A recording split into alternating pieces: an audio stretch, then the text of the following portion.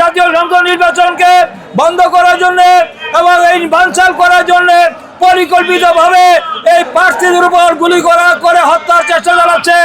তফসিল ঘোষণার পরপরই গতকালকে আমরা দেখলাম যে ঢাকার মহানগরের ৮ নম্বর আসনের ইনকলাব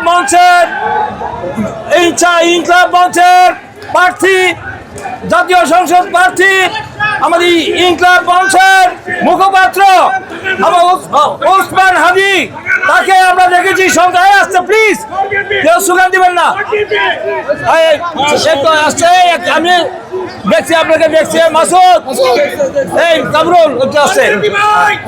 প্রিয় বন্ধুরা, আমরা অবাক বিষয় লক্ষ্য করেছি, এই নির্বাচনকে বন্ধ করার জন্য গভীর ষড়যন্ত্রের অংশ হিসাবে আমরা দেখলাম যে তাকে কিভাবে সেখানে ভিক্ষা দিয়ে যাওয়ার সময় তাকে অত্যন্ত কাছে থেকে গুলি করে তাকে হত্যা করার চেষ্টা করা হয়েছে।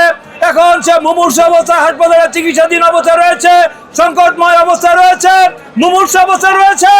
আমরা বলতে চাই এটা কোনো বিচ্ছিন্ন ঘটনা নয়, অত্যন্ত পরিকল্পিতভাবে ঠান্ডা মাথায় আমরা পতিত ফেসিস্ট হয়েছে যে দোষর দালালরা এই আগামী জাতীয় সংসদ নির্বাচনকে বন্ধ করার জন্য এবং এই বানচাল করার জন্য পরিকল্পিতভাবে এই প্রার্থীদের উপর গুলি করে হত্যার চেষ্টা চালাচ্ছে। শিলমাদি ইউনিয়নের আমাদের বুরহানুদ্দিন হারুন, তারা মিছিল নিয়ে আসে। তাদেরকে বলবো যে মিছিল আপনারা একটু দয়া করে স্লোগান দিবেন না, একটু আমরা ধন্যবাদ। আমরা এখনই মিছিল শুরু করবো, আপনারা ধৈর্য ধরে একটু অপেক্ষা করুন। প্রিয় বন্ধুরা, আমরা বলতে চাই যারা এই ঘটনা ঘটিয়েছে প্রকাশ্য দিবালোকে এই সজল মৎস্যজীবী দল আস্তে একটু স্লোগান দেন, একটু পরে স্লোগান দেন। প্রিয় বন্ধুরা, আমরা যারা বলতে যাচ্ছি যে আমরা প্রকাশ্য দিবালোকে যেভাবে গুলি করে একজন প্রার্থীকে হত্যার চেষ্টা করা হয়েছে, সারা কদিন আগে আমরা আবারও লক্ষ্য করেছি যে চিটাগংয়ে আরেকজন প্রার্থীর উপর দিনে দুপুরে সে যখন নির্বাচনী প্রচারের সময় তাকে গুলি করে হত্যা করার চেষ্টা করা হয়েছিল। আপনারা দেখেছেন পত্রপত্রিকায়, গণমাধ্যমগুলোতে প্রকাশ পেয়েছে। আবার আমরা আশঙ্কা করছি আগামীতে আরো এই সন্ত্রাসীরা পরিকল্পিতভাবে একটি দেশের উস্কানিতে আমরা দেখতে পাচ্ছি পতিত স্বৈরাচারের আওয়ামী লীগের দোসর দালালরা তারা এই নির্বাচনে বন্ধ করার জন্য চেষ্টা চালাচ্ছে, কারণ তাদের হাতে রয়েছে অনেক অবৈধ অস্ত্র, অবৈধ টাকা, তারা লুটপাট করেছে।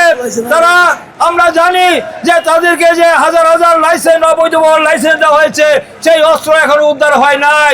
সেই অবৈধ অস্ত্র দিয়ে, লুটপাটের অস্ত্র দিয়ে, সেই লুটপাটের টাকা পয়সা দিয়ে তারা ভিন্ন দেশ থেকে অস্ত্র আমদানি করে তারা অস্থিতিশীল পরিস্থিতি তৈরি করার জন্য বাংলাদেশের সন্ত্রাসী কর্মকাণ্ড চালিয়ে আগামী নির্বাচনকে প্রস্তাবিত করতে চায়। আমরা বলে দিতে চাই এই দেশের জনগণ, তাদেরকে আমরা ঐক্যবদ্ধভাবে প্রতিরোধ করব জনগণকে সাথে নিয়ে।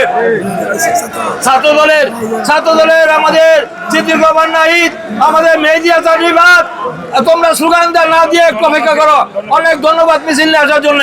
প্রিয় বন্ধুরা, আমি খালি বলতে চাই অনতিবিলম্বে এই আইন প্রয়োগকারী সংস্থা এবং আমাদের পুলিশ বাহিনীকে আমরা অনুরোধ করব, তাদেরকে দ্রুত এই অপরাধীদেরকে, এই খুনিদেরকে, এই গুলি বর্ষণকারীদেরকে খুঁজে বের করে তাদেরকে গ্রেপ্তার করে আইনের আওতায় এনে তাদেরকে দৃষ্টান্তমূলক শাস্তির ব্যবস্থা করতে হবে এবং আগামী নির্বাচনের পরিবেশ, অনুকূল পরিবেশ, শান্তিপূর্ণ পরিবেশ রক্ষার জন্য যেখানে ধরো নির্ভয়ে নির্বিঘ্নে প্রার্থীরা তার নির্বাচনী আচরণ মেনে এবং যে নির্বাচন কমিশন কর্তৃক ঘোষিত আচরণবিধি মেনে নির্বাচনী প্রচার প্রপাগান্ডা চালাতে পারে, তার জন্য অনুকূল পরিবেশ তৈরি করে দেওয়ার জন্য এই সরকারের আইন প্রয়োগকারী সংস্থার গুরুত্বপূর্ণ ভূমিকা রাখতে হবে।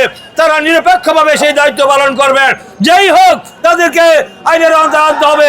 আমরা জেনেছি যে ব্যক্তি গুলি করেছে সে ছাত্রলীগের আদাবর থানার ছাত্রলীগের যে সভাপতি, তাকে আমরা বুঝতে পেরেছি পতিত স্বৈরাচারের যে ছাত্রলীগকে নিষিদ্ধ ঘোষিত করা হয়েছে, আওয়ামী লীগের নিষিদ্ধ ঘোষণা করা হয়েছে, সেই নিষিদ্ধ সংগঠনের তারা বাংলাদেশে অস্থিতিশীল পরিস্থিতি তৈরি করার জন্য এই ধরনের হত্যা সন্ত্রাসী কর্মকাণ্ড পরিচালিত করার চেষ্টা চালাচ্ছে। তাদেরকে প্রতিহত করতে হবে ঐক্যবদ্ধভাবে। এই কথা বলে আগামী নির্বাচনে বুঝতে পেরেছে বাংলাদেশ জাতীয়তাবাদী দল সংখ্যাগরিষ্ঠ নিরঙ্কুশভাবে বিজয় লাভ করবে। কদিন আগে দেখেছেন ইনকলাব পত্রিকায় একটি খবর এনেছে যে 66% জনগণ মনে করে যে অধিকাংশ যা আগামী দিনে জাতীয় সংসদ নির্বাচনে বিএনপির প্রার্থীরা বিজয়ী হবে। এই কথা শোনার পর তাদের মাথা খারাপ হয়ে গিয়েছে। তারপরের থেকেই তারা সন্ত্রাসী কর্মকাণ্ড শুরু করেছে এবং 48% মানুষও মনে করছে যে তারেক রহমান বাংলাদেশের আগামী দিনের প্রধানমন্ত্রী হবেন।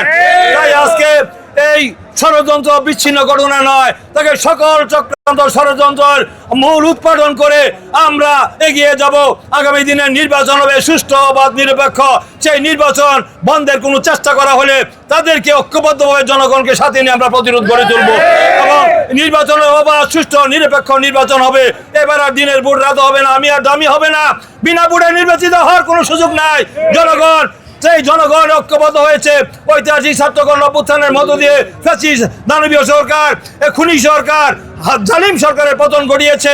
এখন তারা জনগণের সরকার দেখতে চায়, একটি জনগণের নির্বাচিত সরকার দেখতে চায়। তাই এই নির্বাচন অত্যন্ত গুরুত্বপূর্ণ।